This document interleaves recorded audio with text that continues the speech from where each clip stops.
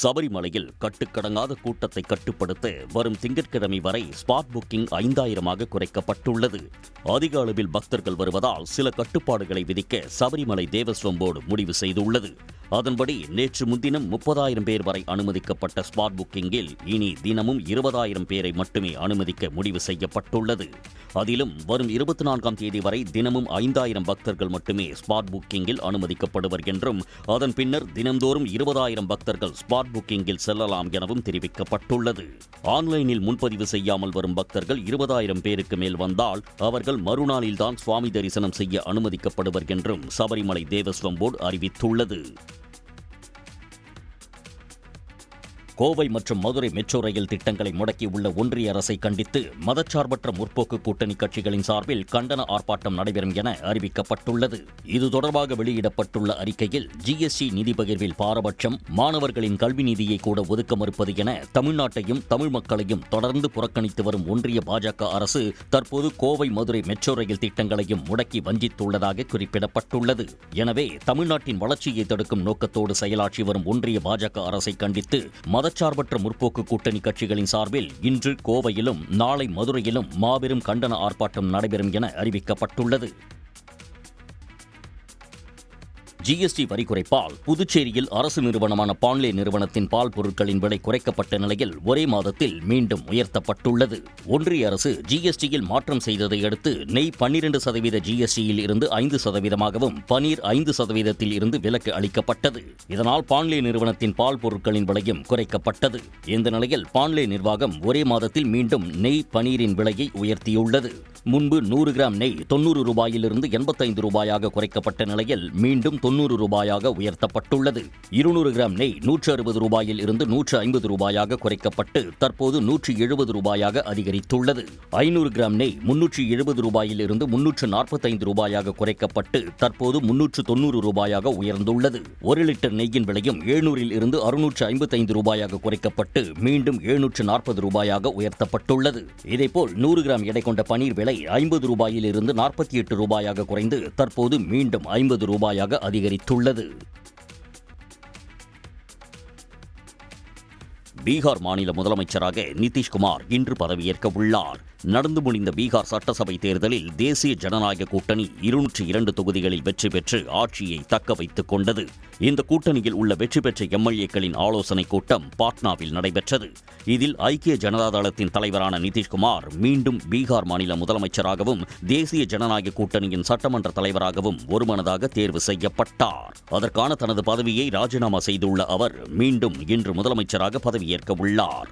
பீகார் முதலமைச்சராக நிதிஷ்குமார் பதவியேற்பது இது 10வது முறையாகும். பதவியேற்பு விழா பாட்னாவில் உள்ள காந்தி மைதானத்தில் நடைபெற உள்ளது. விழாவில் பிரதமர் மோடி, ஒன்றிய அமைச்சர்கள், கூட்டணி கட்சி தலைவர்கள் ஆகியோர் பங்கேற்க உள்ளனர். சிங்கப்பூரில் மின்னல் தாக்கி இறந்த புதுக்கோட்டையைச் சேர்ந்த இளைஞரின் உடல் தமிழ்நாடு அரசின் துரித நடவடிக்கையால் இன்று சொந்த ஊர் வந்தடைய உள்ளது. ஆலங்குடி அருகே வடகாடு கிராமத்தைச் சேர்ந்த மதியழகன் என்பவரது மகன் செந்தூரன் ஐடிஐ படித்துவிட்டு கடந்த 11 மாதங்களாக சிங்கப்பூரில் புகிட் பட்டாக் பகுதியில் உள்ள நிறுவனத்தில் பணியாற்றி வந்துள்ளார். இந்நிலையில் கடந்த 17ஆம் தேதி பணியின் போது மின்னல் தாக்கி செந்தூரன் உயிரிழந்தார். மகனின் உடலை ஊருக்கு கொண்டுவர தமிழ்நாடு அரசுக்கு பெற்றோர் கோரிக்கை விடுத்த நிலையில் அமைச்சர் மெய்யநாதன் நேரில் சென்று குடும்பத்தினருக்கு ஆறுதல் கூறி நிதி உதவி வழங்கினார். முதலமைச்சர் உத்தரவுப்படி அமைச்சர் நாசர் சிங்கப்பூர் வெளியுறவுத்துறை அதிகாரிகளிடம் பேசியதன் அடிப்படையில் சிங்கப்பூரில் இருந்து இன்று மதியம் செந்தூரன் உடல் திருச்சி கொண்டுவரப்பட்டு அங்கிருந்து சொந்த ஊர் கொண்டுவரப்படும் என்றார். கடும் மன உளைச்சலை ஏற்படுத்தியுள்ள எஸ்ஐஆர் பணியில் இருந்து விடுவிக்க கோரி கும்பகோணம் மாநகராட்சி அலுவலகம் முன்பு அங்கன்வாடி ஊழியர்கள் ஆர்ப்பாட்டத்தில் ஈடுபட்டனர். தேர்தல் ஆணையத்திற்கு எதிராக முழக்கமிட்ட அவர்கள் எஸ்ஐஆர் பணிகளை துரித கதியில் மேற்கொள்ள கோரி நிர்பந்திக்கப்படும் அதிகாரிகளால் சிரமத்திற்கு ஆளாகி இருப்பதாகவும் அங்கன்வாடி ஊழியரை தற்கொலைக்கு தூண்டிய அதிகாரி மீது நடவடிக்கை எடுக்க வேண்டும் என்றும் அவர்கள் வலியுறுத்தியுள்ளனர்.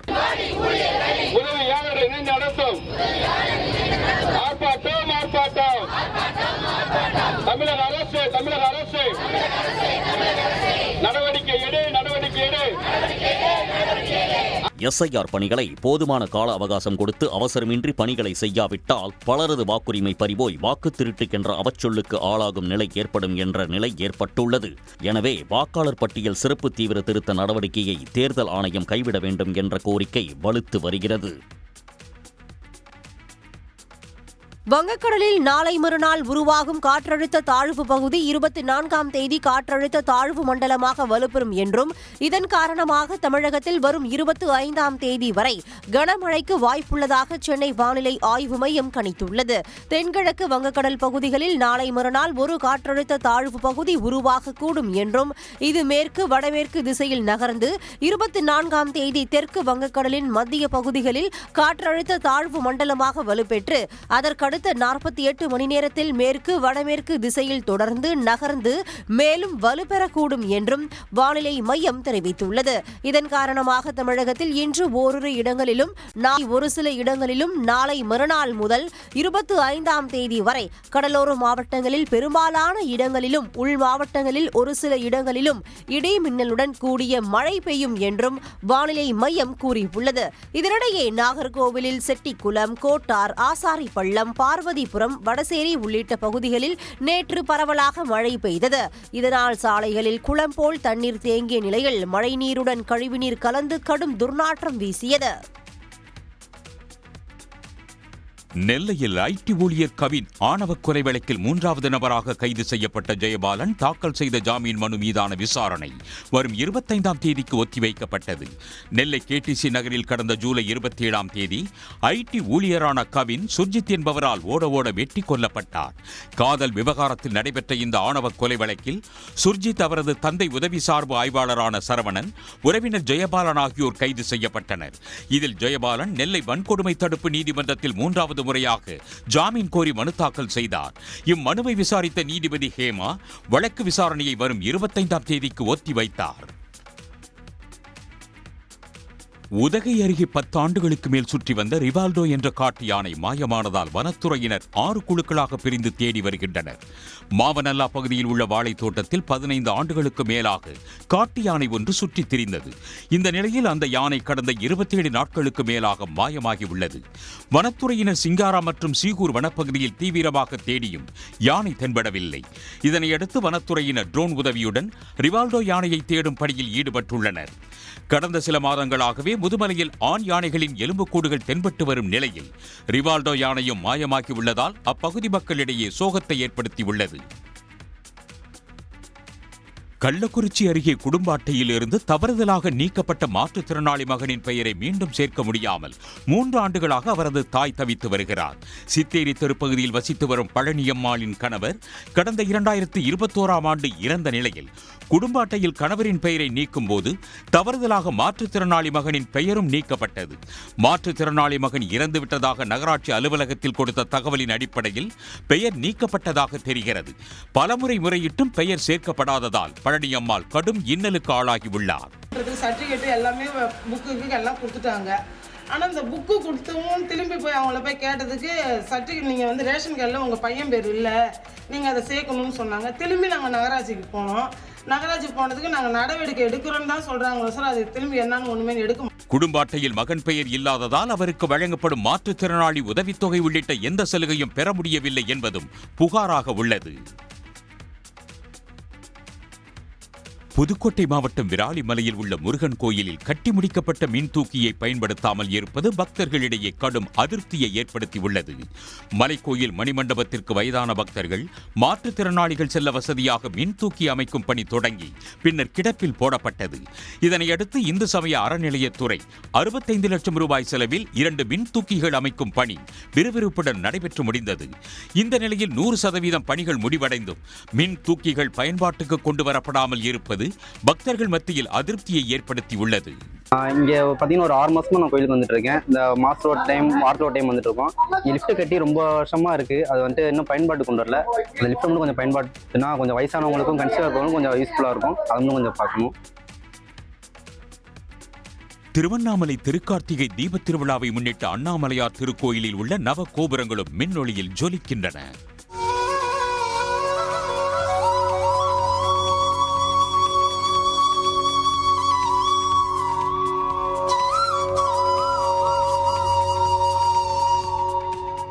திருவண்ணாமலை அண்ணாமலையார் திருக்கோயிலில் வரும் 24ஆம் தேதி அதிகாலை கொடியேற்றத்துடன் கார்த்திகை தீபத் திருவிழா தொடங்க உள்ளது.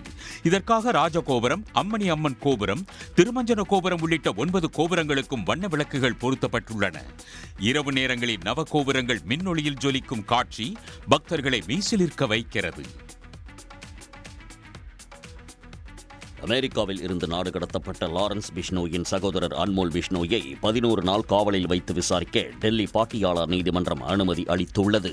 இந்தியாவில் இருந்து தப்பி ஓடிய அன்மோல் பிஷ்னோய் மீது பிஷ்னோய் கும்பலின் கூட்டாளிகளுக்கு உதவியது, அவர்களுக்கு தங்குமிடம் மற்றும் தளவாடங்கள் வழங்கியது, அத்துடன் வெளிநாட்டிலிருந்து பயங்கரவாத செயல்களில் ஈடுபட்ட குற்றச்சாட்டுகள் உள்ளன. தேசியவாத காங்கிரஸ் தலைவர் பாபா சித்திக் கொலை, நடிகர் சல்மான் கானின் வீட்டில் கடந்த ஆண்டு நடந்த துப்பாக்கிச் சூடு, பஞ்சாபி பாடகர் சித்து மூஸ்வாலா கொலை உள்ளிட்ட பிற குற்றங்களில் அவர் தேடப்பட்டு வந்தார். கடந்த ஆண்டு நவம்பரில் அவர் அமெரிக்காவில் கைது செய்யப்பட்டார். நேற்று அவர் அமெரிக்காவில் இருந்து நாடு கடத்தப்பட்டார். இந்நிலையில் இன்று டெல்லி கொண்டுவரப்பட்ட அவரை NIA அதிகாரிகள் கைது செய்தனர். அவரை பலத்த பாதுகாப்புடன் டெல்லி பாட்டியாளர் நீதிமன்றத்தில் NIA அதிகாரிகள் ஆஜர்படுத்தியதுடன் 15 நாள் காவலில் எடுத்து விசாரணை நடத்த அனுமதி கேட்டனர். இதனை ஏற்றுக்கொண்ட நீதிமன்றம் 11 நாள் காவலில் வைத்து விசாரிக்க அனுமதி அளித்துள்ளது. சென்னை கீழ்ப்பாக்கத்தில் உள்ள தனியார் மருத்துவமனையில் ரோபோ உதவியுடன் செயல்படும் அதிநவீன சிகிச்சை முறையை இந்திய கிரிக்கெட் அணியின் முன்னாள் வீரர் தினேஷ் கார்த்திக் அறிமுகப்படுத்தினார். இதன் பின் பேசிய அவர், கிரிக்கெட் அணியில் 3வது இடத்தில் விளையாடுவது கொஞ்சம் சிரமமான பணி என்றும் அப்பணியை வாஷிங்டன் சுந்தர் சிறப்பாக செய்து வருவதாகவும் குறிப்பிட்டார்.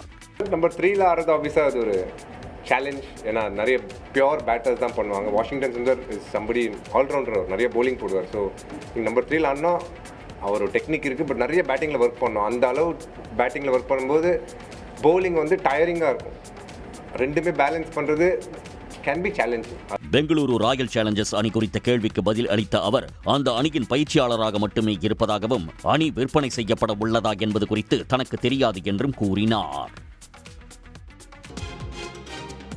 விழுப்புரம் மாவட்டத்தில் பிரசித்தி பெற்ற மேல்மலையனூர் அங்காளம்மன் கோவிலில் ஊஞ்சல் உற்சவம் கோலாகலமாக நடைபெற்றது.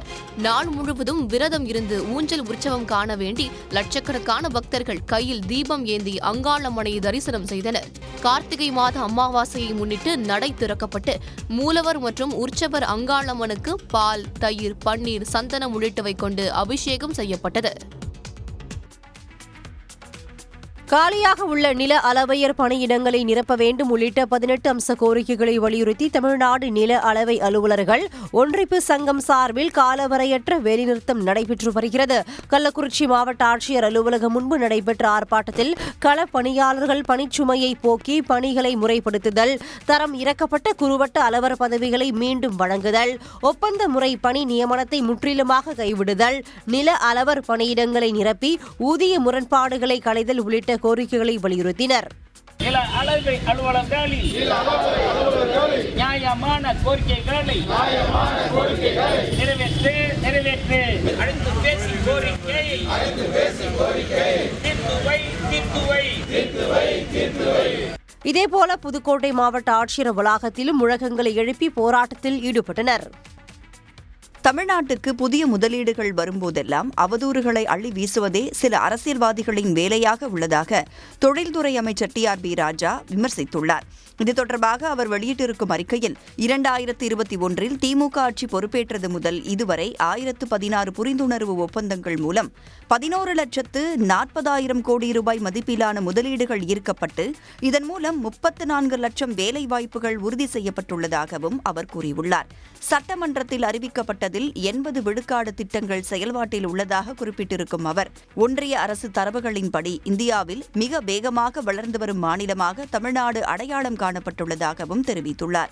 கடந்த 4 ஆண்டுகளில் தமிழ்நாட்டிற்கு கொண்டுவரப்பட்டிருக்கும் திட்டங்களை பட்டியலிட்டுள்ள அமைச்சர் TRB ராஜா, தங்கள் சாதனையாக எதையும் காட்ட முடியாமல் எதிர்க்கட்சி வரிசையில் உள்ள பலருக்கும் தமிழ்நாட்டின் அபரிமிதமான வளர்ச்சி பாதிப்பை ஏற்படுத்துவதாகவும் விமர்சித்துள்ளார். குறுகிய அரசியல் நோக்கத்தை கைவிட்டு தமிழ்நாட்டின் நலன் மீது எதிர்க்கட்சிகள் அக்கறை செலுத்த வேண்டும் என்றும் அமைச்சர் TRB ராஜா வலியுறுத்தியுள்ளார். கடலோர தீவிரவாத ஊடுருவலை தடுக்கும் வகையிலான ஆபரேஷன் சாகர் கவாச் என்ற பாதுகாப்பு ஒத்திகை தமிழ்நாட்டின் கடலோர மாவட்டங்களில் நடைபெற்று வருகிறது. கடந்த 2008ஆம் ஆண்டு கடல் வழியாக மும்பையில் புகுந்து தீவிரவாதிகள் தாக்குதல் நடத்தினர். இதையடுத்து ஒவ்வொரு ஆண்டும் ஆபரேஷன் சாகர் கவாச் என்ற பெயரில் கடலோர பாதுகாப்பு ஒத்திகை நடைபெறுகிறது. இன்று காலை 6 மணி முதல் தமிழ்நாட்டில் குமரி உள்ளிட்ட 14 கடலோர மாவட்டங்களிலும் பாதுகாப்பு ஒத்திகை தொடங்கியுள்ளது. அதிநவீன தொலைநோக்கி கருவிகள் உதவியுடன் அதிவிரைவு படகுகளில் கடலோர பாதுகாப்பு படையினர் தீவிர ரோந்து பணியில் ஈடுபட்டு வருகின்றனர்.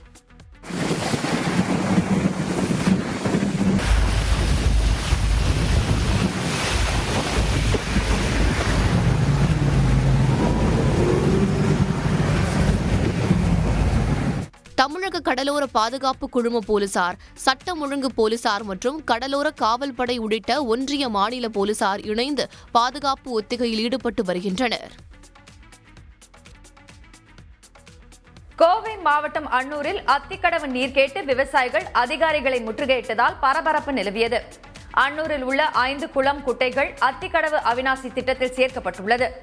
இதில் அல்லப்பாளையம் ஊராட்சி குளம் மட்டும் ஈரோடு மாவட்டத்தில் உள்ள எம்மாம்பூண்டி நீரேற்று நிலையத்தில் சேர்க்கப்பட்டுள்ளது. இந்த குளம் அதிக தொலைவில் உள்ளதால் அல்லப்பாளையம் ஊராட்சியில் உள்ள நீர்நிலைகளுக்கு தண்ணீர் வரவில்லை. இதனால் பாதிக்கப்பட்ட அப்பகுதி மக்கள் கோவை மற்றும் திருப்பூர் மாவட்ட ஆட்சியர்களிடம் புகார் அளித்து அவிநாசியில் உள்ள அத்திக்கடவு திட்ட பொறியாளர் அலுவலகத்திலும் கோரிக்கை மனு அளித்தனர். இந்நிலையில் பசவன் குட்டைக்கு அத்திக்கடவு தண்ணீர் வருவதை பார்க்க சென்ற விவசாயிகள் அதிர்ச்சி அடைந்தனர். சிறிதளவு தண்ணீரே வந்ததால் ஆய்வுக்கு சென்ற அத்திக்கடவு திட்ட உதவி பொறியாளர் சுரேஷ்குமார் மற்றும் ஊழியர்களை அவர்கள் முற்றுகையிட்டனர். நாங்களும் வெங்கடேஸ்வரன் மாறங்க 5 வருஷமாக போராடுறோங்க. தண்ணிக்கு ஒரு தீர்வுங்கிறதே வரமாட்டேங்குதுங்க. எப்போ கேட்டாலும் வருது 1 மாதம் வருது 2 மாதம் வருது இப்படியே தான் சொல்கிறாங்க. எந்த ஆஃபீஸர் கேட்டாலுமே கலெக்டர் ஆஃபீஸில் போய் மனு கொடுத்தங்க. விவசாயி குறைந்ததுக்கு முன்னால் போய் மனு கொடுத்தங்க. உழவர் மட்டத்து சார்பாக லெட்டர் கொடுத்தங்க. யாருக்கு எதை கொடுத்தாலும் நல்லா பார்க்குறாங்க. அதோட சரி வந்துருப்போம் அப்படிங்கிறாங்க. ஆனால் தண்ணி மாதல ஒன்றும் மாதலைங்க. நாங்கள் தான் எத்தனை நாளைக்கு போராடுங்க. இந்த விவசாயிகளுக்கு ஒரு தீர்வே இல்லைங்களா? ஆனால் விவசாயிகள் மிரட்டும் தொனியில் பேசுவதாக கூறி அதிகாரி அங்கிருந்து புறப்பட்டார். அப்போது விவசாயிகள் ஜீப்பை வழிமறித்தனர். அதையும் மீறி அதிகாரிகள் சென்றதால் விவசாயிகள் கோவை திருப்பூர் மாவட்ட ஆட்சியர்களிடம் புகார் அளிக்க முடிவு செய்துள்ளனர். தமிழை விட மலையாளத்தில் நல்ல கதாபாத்திரம் அமைக்கிறார்கள் என நடிகை ஆண்ட்ரியா தெரிவித்துள்ளார். கவின் மற்றும் ஆண்ட்ரியா நடிப்பில் நாளை வெளியாகும் மாஸ்க் திரைப்படத்தின் செய்தியாளர் சந்திப்பு சென்னையில் நடைபெற்றது. இதில் பேசிய நடிகை ஆண்ட்ரியா தான் தயாரித்துள்ள மாஸ்க் திரைப்படம் நல்ல வசூல் ஈட்டினால் பிசாசு 2 திரைப்படத்தை வெளியிட அனைத்து முயற்சிகளையும் எடுப்பேன் என்றார். எனக்கு மலையாளம் அவ்வளோ அந்த பாஷை எனக்கு நல்லா தெரிஞ்சிருந்தா நான் அங்கே போய் செல்லாம் இருப்பேன். Because they write very beautiful roles. And அங்கே இந்த இது இல்லை. ஒரு படத்தில் சோ மெனி மேல் ஆக்டர்ஸ் அவங்க இந்த படத்தில் லீடாக இருப்பாங்க, இந்த படத்தில் சப்போர்ட்டிங்காக இருப்பாங்க. அதெல்லாம் கண்டுக்கிறதே இல்லை அவங்க. ஆனால் அவங்க படம் வருங்க 4 crore பட்ஜெட் 100 கோடி கலெக்ட் பண்ணும். அது எந்த இண்டஸ்ட்ரியில் நடக்குது?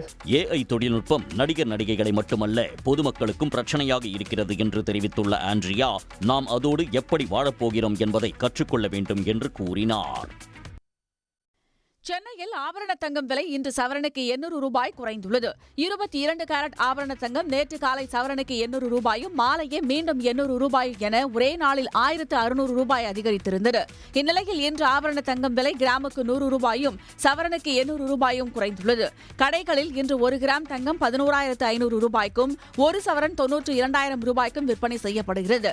வெள்ளியின் விலையும் கிராமுக்கு 3 ரூபாய் குறைந்து 1 கிராம் 173 ரூபாய்க்கு வர்த்தகமாகிறது. நீதி கட்சி தொடங்கப்பட்ட நாளான இன்று சூழும் ஆரிய சூழ்ச்சிகளை எல்லாம் சுக்குநூறாக உடைத்தெறிவோம் என முதலமைச்சர் மு.க.ஸ்டாலின் சூளுரைத்துள்ளார். நீதி கட்சி தொடங்கப்பட்ட நாளை முன்னிட்டு எக்ஸ் தளத்தில் பதிவிட்டுள்ள முதலமைச்சர் இது நம் உரிமை குரலின் உதயம் என்று குறிப்பிட்டுள்ளார். இந்த மண்ணின் மைந்தர்களுக்கான கல்வி, வேலைவாய்ப்பு மற்றும் அதிகாரத்தில் உரிய பங்கை பெற்று தந்து சமூக நீதியை நிலைநாட்டியே தீருவது என்ற பிராமணர் அல்லாதோர் அறிக்கையை செயல்படுத்தி காட்ட நம் தாய் அமைப்பான நீதி கட்சி தலை தூக்கிய நாள் இன்று என்று தெரிவித்துள்ளார். நீதி கட்சியின் நீட்சியே நம் திராவிட மாடல் ஆட்சி என தொடர்ந்து மெய்ப்பிப்போம் என்று கூறியுள்ள முதலமைச்சர் மு.க.ஸ்டாலின் சூழும் ஆரிய சூழ்ச்சிகளை எல்லாம் சுக்குநூறாக உடைத்தெறிவோம் என்றும் சூளுரைத்துள்ளார்.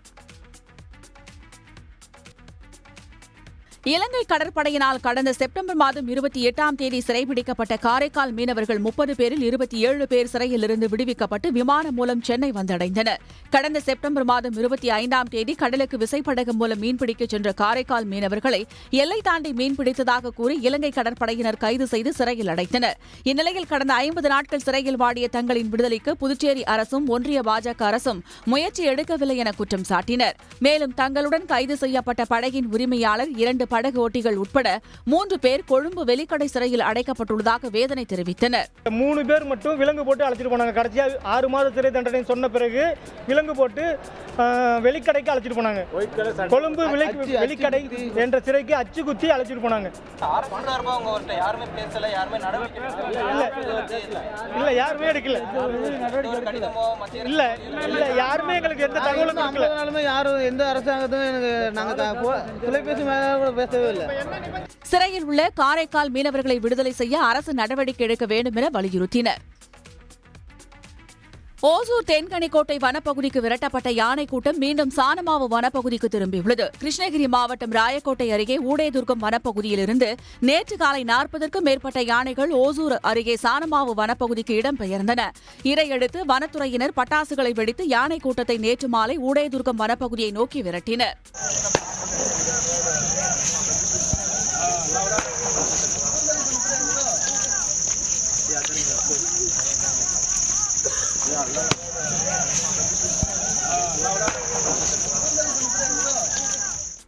விரட்டப்பட்ட யானை கூட்டம் ராயக்கோட்டை சாலையை அடைந்த போது அணுசோதனை 1 குறுக்கி ஜெக்கேரி பகுதி கிராம மக்கள் அவற்றை வந்த வழியே விரட்டியதாக தெரிகிறது. இதனால் யானைகள் மீண்டும் சானமாவு வனப்பகுதிக்கே திரும்பிவிட்டன. யானை கூட்டத்தை தொடர்ந்து கண்காணித்து வரும் வனத்துறையினர் அவற்றை தேன்கனிக்கோட்டை வனப்பகுதிக்கு விரட்ட திட்டமிட்டுள்ளனர். ஜீனி படம் ரிலீஸுக்கு தயாராகி வருவதாகவும் பராசக்தி திரைப்படம் பொங்கலுக்கு வெளியாகும் என்றும் நடிகர் ரவிமோகன் தெரிவித்துள்ளார். உலக குறைப்பிரசவ தினத்தை முன்னிட்டு குரோம்பேட்டையில் தனியார் மருத்துவமனையில் விழிப்புணர்வு நிகழ்ச்சி நடைபெற்றது. இந்த நிகழ்ச்சியில் பங்கேற்ற பின்பு செய்தியாளர்களை சந்தித்த நடிகர் ரவிமோகன் குறைமாத பிரசவம் என்கிற வார்த்தையை கூறி பெரிய அளவில் மற்றவர்களை மனதை புண்படுத்தக்கூடாது என்றும் அதை தவிர்க்க விரும்புவதாகவும் கூறினார். மேலும் பேசிய அவர் தனது அடுத்த படமான ஜீனி ரிலீஸுக்கு தயாராகி வருகிறது என்று கூறினார். ஜீனி ரெடி ஆயிட்டு இருக்கு ரிலீஸுக்கு.